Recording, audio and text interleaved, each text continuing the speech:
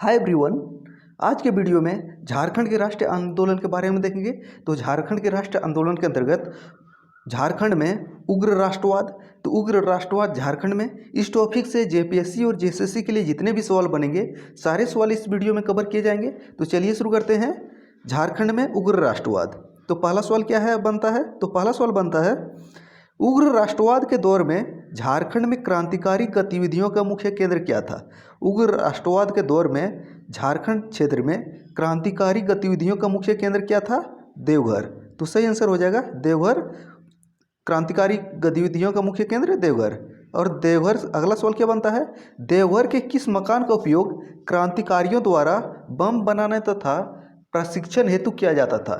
तो देवघर में एक मकान था जिसका उग्रवाद के दौर में क्रांतिकारियों द्वारा बम बनाने तथा अपने सहयोगियों को प्रशिक्षण हेतु किया जाता था। तो इस मकान का क्या नाम था? सिलेरबाड़ी। और सिलेरबाड़ी में 1915 में ब्रिटिश सैनिकों द्वारा छापा पड़ा था और वहाँ पर बम बनाने की सामग्री मिली थी। अगला क्या है, स्वतंत्रता आंदोलन के दौरान स्वर्ण लीग संघ नामक संस्था का गठन कहाँ किया गया था? तो एग्जाम आपको स्वर्ण लीग ना देके गोल्डन लीग भी दे सकता है। तो स्वर्ण संघ संस्था कहाँ पे कार्यरत था? तो इसका आंसर हो जाएगा देवघर में। देवघर में। और इसके मुख्य संस्थापक क्रांतिकारी कौन थे? इसका मुख्य थे बरिंदर कुमार घोष। और इसकी स्थापना कहाँ पे की गई थी? देवघर में, गोल्डन लीग। अगला सवाल क्या बनता है, रोटा आर्म्स केस के प्रमुख आरोपी प्रभुदयाल हिम्मत सिंह एवं वैजनाथ विश्वनाथ झारखंड के किस जिले के थे? तो झारखंड के जो थे वैजनाथ, प्रभुदयाल हिम्मत सिंह और वैजनाथ विश्वनाथ झारखंड के किस जिले के थे जिसका संबंध रोटा आर्म्स केस से संबंधित था? तो इसका सही आंसर क्या हो जाएगा? दुमका जिले से। तो प्रभुदयाल हिम्मत सिंह और वैद्यनाथ विश्वास जिसका संबंध रोटा आर्म्स केस से था, उनका संबंध किस जिले से था? दुमका जिले से। अगला सवाल क्या बनता है, टाटा कंपनी के किस कर्मचारी ने 1908 में न्यूयॉर्क में घोषणा की थी कि रक्त रंजित क्रांति से ही भारत को मुक्त किया जा सकता है? तो रक्त रंजित क्रांति से ही भारत को मुक्त किया जा सकता है, ऐसा टाटा कंपनी के किस कर्मचारी ने घोषणा की थी? कहाँ पे? 1908 में, न्यूयॉर्क में। तो इस कर्मचारी का नाम क्या था? अमरनाथ सिंह। अगला क्या है, झारखंड के किस क्रांतिकारी को हजारीबाग का जतीन बाघा कहा जाता है? तो हजारीबाग का जतीन बाघा के नाम से कौन सा क्रांतिकारी फेमस है? तो इसका सही आंसर है राम विनोद सिंह। तो राम विनोद सिंह को हजारीबाग का जतीन बाघा बोला जाता है। तो हजारीबाग का जतीन बाघा राम विनोद सिंह। और राम विनोद सिंह जो थे वे झारखंड के किस कॉलेज के छात्र थे? संत कोलंबा महाविद्यालय हजारीबाग। और संत कोलंबा महाविद्यालय हजारीबाग में है, इसकी स्थापना 1899 में हुई थी। और किसके सहयोग से? कैम्ब्रिज यूनिवर्सिटी के द्वारा किया गया था। अगला क्या है, किस व्यक्ति ने 1913 में गिरिडीह में खंभों पर अमार स्वाधीन भारत शीर्षक के पर्चे चिपकाए थे? तो गिरिडीह के खंभों में अमार स्वाधीन भारत शीर्षक के पर्चे किसके द्वारा चिपकाया गया था? कब? अगर टाइम पूछे तो 1913 में। किसके द्वारा? तो सही आंसर हो जाएगा निर्मल बनर्जी। आपको यह भी जानना जरूरी है, ये अमार स्वाधीन भारत शीर्षक के जो पर्चे थे ये बंगाल से लाए गए थे। और आपको यहाँ पे बताना हुआ है, तो बंगाल से ये पर्चे किसके द्वारा गिरिडीह लाया गया था? अगर कमेंट बॉक्स में इसका आंसर दे सकते हैं तो अच्छा है, नहीं तो आपको आंसर बाद में दे देंगे। आगे क्या है, क्रांतिकारी राष्ट्रवाद के दौर में गिरिडीह का कौन सा व्यक्ति क्रांतिकारियों को आर्थिक सहायता उपलब्ध कराता था? तो जब क्रांतिकारी राष्ट्रवाद चल रहा था उस दौरान गिरिडीह का कौन सा व्यक्ति था जो क्रांतिकारियों को आर्थिक सहायता देता था? तो इसका सही आंसर हो जाएगा मनोरंजन गुहा। तो मनोरंजन गुहा सही आंसर है। नेक्स्ट सवाल देख लेते हैं, तरुण शक्ति नामक क्रांतिकारी पत्रिका का प्रकाशन झारखंड के किस शहर में किया जाता था? तरुण शक्ति नामक क्रांतिकारी पत्रिका का प्रकाशन झारखंड के चाईबासा शहर में किया जाता था। तो इसका सही आंसर हो जाएगा चाईबासा शहर में। तो तरुण शक्ति पत्रिका का प्रकाशन चाईबासा शहर में, और इसके संपादक का नाम पूछे तो क्या हो जाएगा, आनंद कमल चक्रवर्ती। आनंद कमल चक्रवर्ती इसके संपादक थे। तरुण शक्ति पत्रिका का संपादन चाईबासा से होता था और संपादक का नाम पूछे आनंद कमल चक्रवर्ती। आगे क्या है, देवघर षड्यंत्र केस किस वर्ष हुआ था।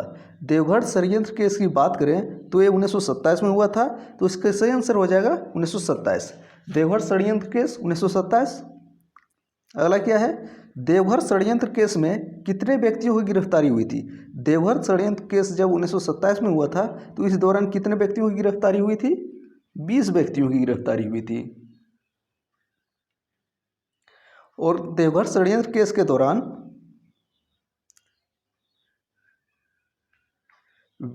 वीरेंद्रनाथ भट्टाचार्य के घर में छापा मार के हथियार और क्रांतिकारी साहित्य बरामद किए थे। किसके घर में छापा पड़ा था, वीरेंद्रनाथ भट्टाचार्य के घर में।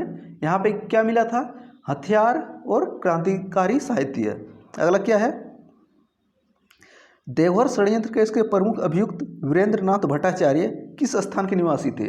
तो वीरेंद्रनाथ भट्टाचार्य जिसको देवघर षड्यंत्र केस में मुख्य आरोपी बनाया गया था, वे कहाँ के थे, तो देवघर के ही थे।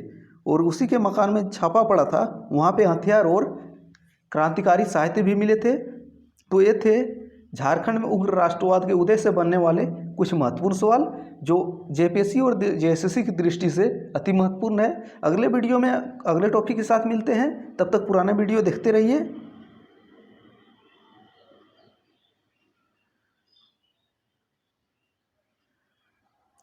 तो इससे ज़्यादा सवाल नहीं बनता है, लगभग 20 से 25 सवाल बनते हैं। माइंड में सेट कर सकते हैं, अगर फास्ट ट्रैक में करना चाहे तो कर सकते हैं। तो उग्र राष्ट्रवाद, झारखंड क्षेत्र में उग्र राष्ट्रवाद में क्रांतिकारी गतिविधियों के मुख्य केंद्र कहाँ था, गिरिडीह जिला नहीं था, देवघर जिला था। और देवघर में जहाँ से उसका मुख्य कार्यक्रम चलता था, उस घर का क्या नाम था, सिलेरबाड़ी। और सिलेरबाड़ी में छापा कब पड़ा था, 1915 में छापा पड़ा था।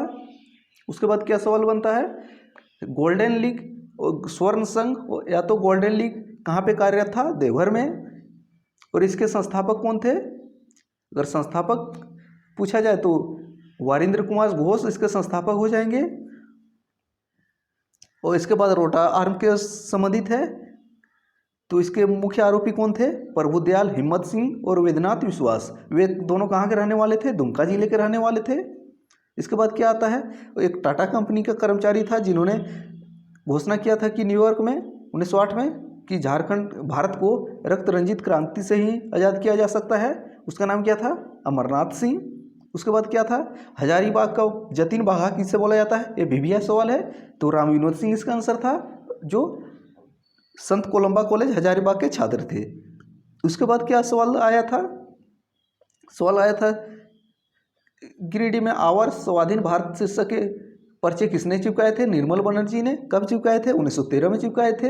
इसके बाद और क्या सवाल बनता था, गिरिडीह का कौन सा व्यक्ति था जो क्रांतिकारियों को धन देता था, मनोरंजन गुहा। और मनोरंजन गुहा से एक और महत्वपूर्ण सवाल क्या पूछा जा सकता है, मनोरंजन गुहा का निक नेम क्या था, यानी कि उपनाम ठाकुरदा के नाम से भी जाने जाते थे।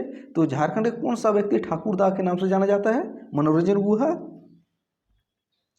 इसके बाद क्या था, तरुण शक्ति एक पत्रिका है जिसका प्रकाशन चाईबासा से होता था, और इसके संपादक कौन थे, आनंद कमल चक्रवर्ती ने किस पत्रिका का संपादन किया था, तरुण शक्ति। कहाँ से, चाईबासा से।